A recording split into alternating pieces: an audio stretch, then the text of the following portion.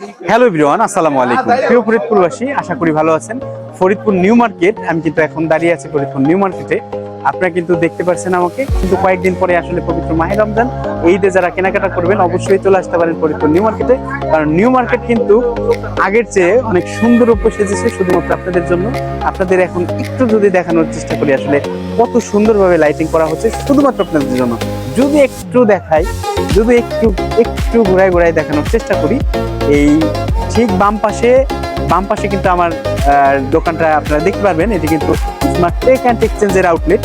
এটা কি লাইটিং কি আপনারা আসলে কি করলেন? পুরো নিউ মার্কেটে যারা কেনাকাটা করতে আসলে আসবেন তারা কিন্তু এই আলোকসজ্জা দেখবেন এবং চোখের শান্তি, আসলে চোখের শান্তি ফরিদপুরের নিউ মার্কেটে আমার জীবদ্দশায় কোনোদিন আমি আসলে দেখিনি। 10 বছরের অভিজ্ঞতায় বলতেছি, শুধুমাত্র হাসিব ভাইয়ের কিন্তু চেষ্টায় এই জিনিসটা হয়েছে।